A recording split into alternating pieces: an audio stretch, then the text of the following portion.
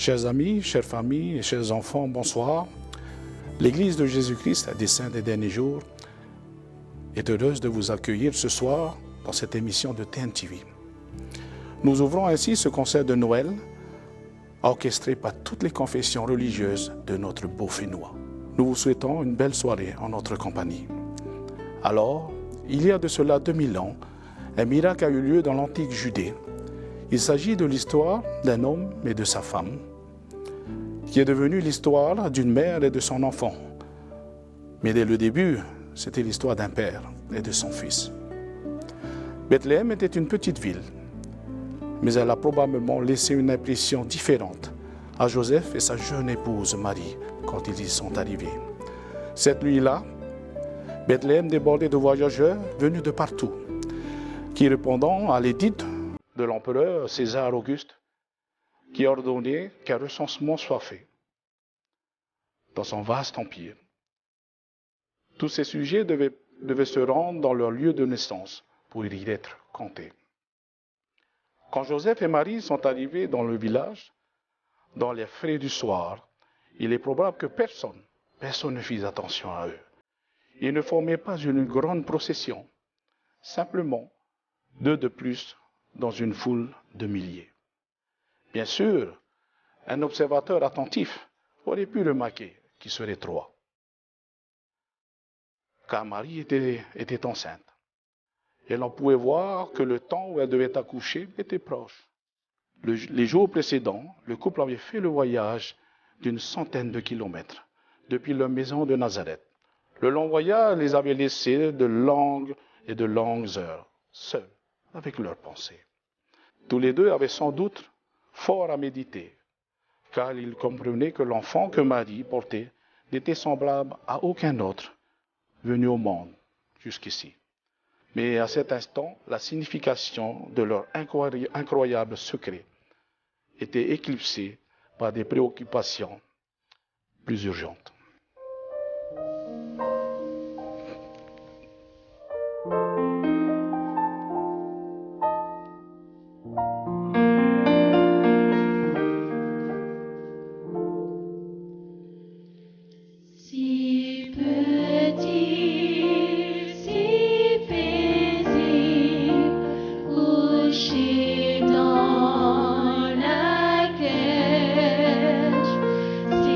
Parfait dans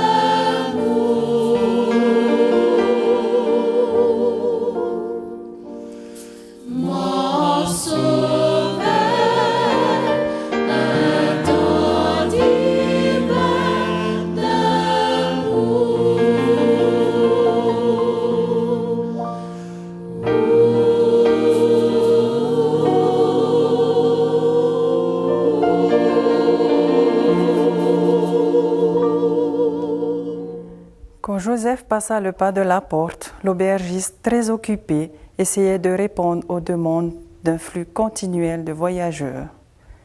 Et maintenant, au milieu de cette agitation, un homme épuisé mais insistant demandait l'impossible. L'aubergiste pensa le renvoyer, lui dire que toutes les chambres avaient été louées 2 fois ou même 3 fois. Mais quelque chose dans le regard de Joseph l'arrêta. Sans vraiment comprendre pourquoi, il se vit conduire l'homme et sa femme enceinte dans la grotte de roche brute qui servait d'étable à l'hôtellerie. Jusqu'à cet instant, la nuit avait dû paraître chaotique à Marie et Joseph. En fait, ce moment avait été préparé avant la fondation du monde. À chaque pas incertain qu'ils faisaient, Marie et Joseph accomplissaient la prophétie. Cette nuit, l'amour infini de Dieu prendrait forme et deviendrait si réel qu'ils pourraient le tenir dans leurs bras. Pendant que Marie et Joseph préparaient la venue au monde de leur bébé, un ange descendit des cieux et fit son propre voyage vers Bethléem.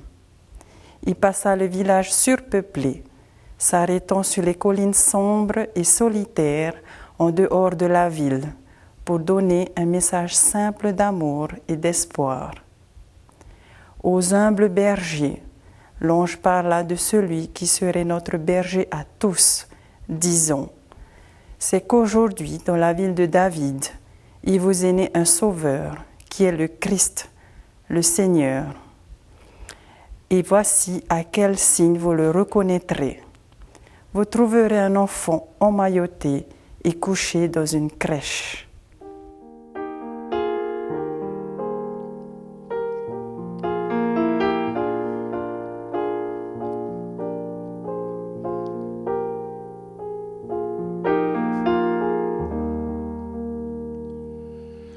Dors, dors bien mon bel ange, écoute chérie, comment le sauveur va sur terre une nuit, comment dans un beau pays très éloigné, naquit comme toi.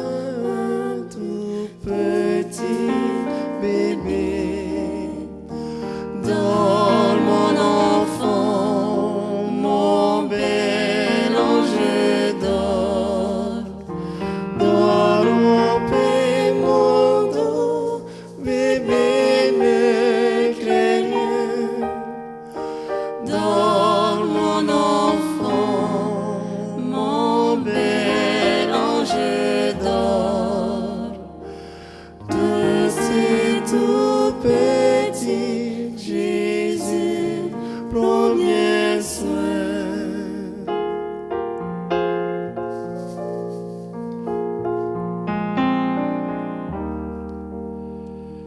Dors, dors bien mon bel ange, écoute chérie, comment le sauveur va sur terre une nuit, comment dans un beau pays très éloigné, naquit comme toi un tout petit bébé. Dors mon enfant, mon bel ange, dors, dors en paix mon dos, bébé ne crains rien.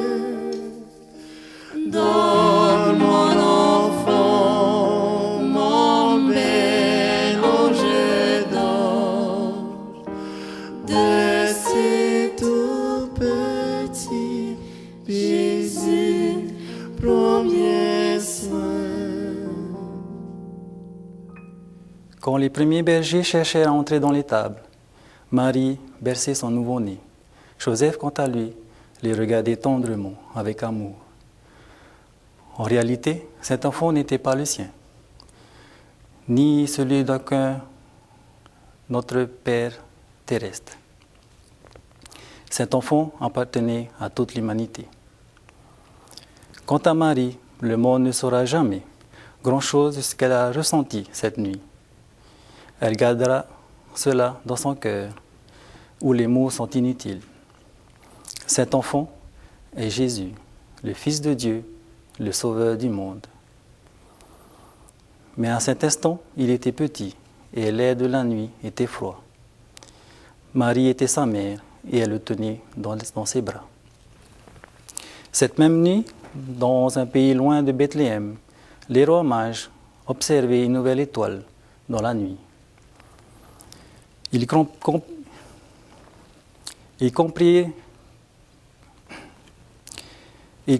que cela voulait dire que tout avait changé maintenant dans le monde. Ils rassemblèrent des cadeaux dignes d'un roi et partirent immédiatement pour Jérusalem.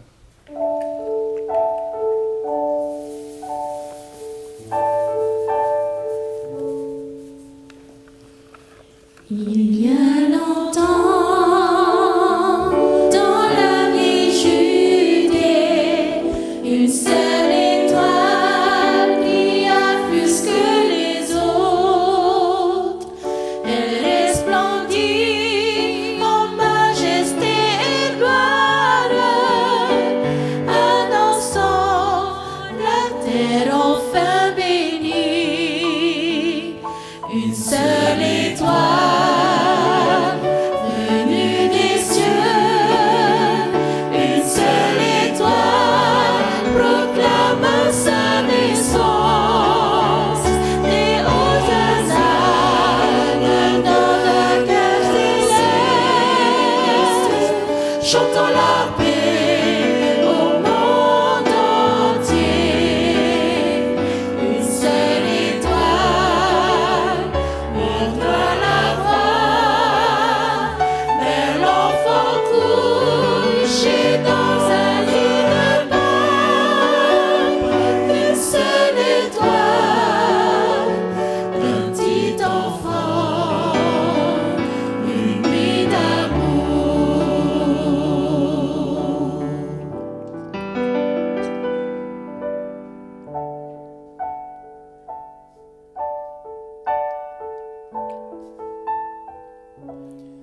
Vive l'étoile dont les prophètes ont parlé pour la venue du Sauveur.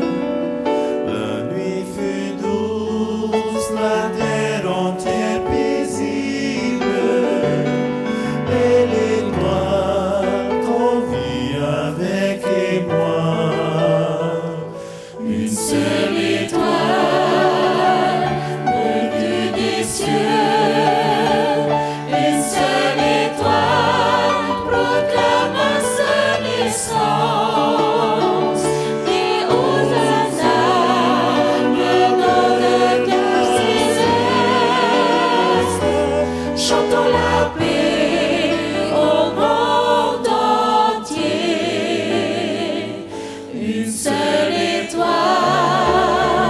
montre la voie vers l'enfant couché dans un lit de pain. Une seule étoile, un petit enfant, une nuit d'amour.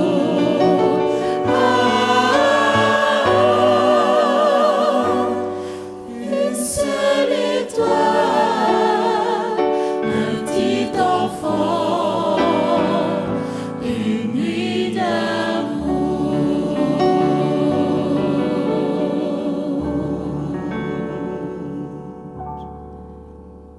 On considère souvent que ce qu'apportèrent les rois mages à Jésus furent les premiers cadeaux de Noël. Mais en réalité, le premier cadeau de Noël fut donné bien avant qu'ils commencent leur voyage. Le cadeau fait par un Père céleste aimant, il y a plus de 2000 ans, peut-il toujours avoir de l'importance aujourd'hui? La réponse est un oui sincère. Tout ce que Jésus-Christ a fait l'a été pour que tous les enfants de Dieu aient un meilleur avenir. Grâce au premier cadeau, la rédemption est une réalité et la mort n'est pas la fin. La tristesse est temporaire et l'amour est éternel. Un pardon parfait peut effacer les taches du péché.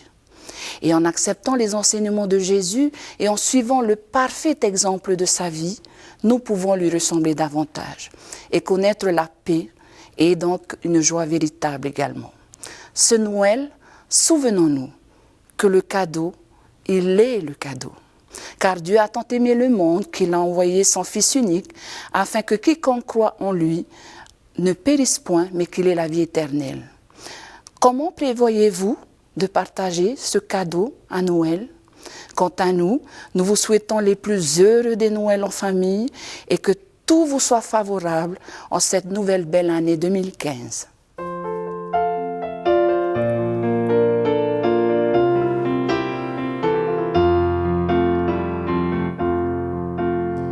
La nuit tombe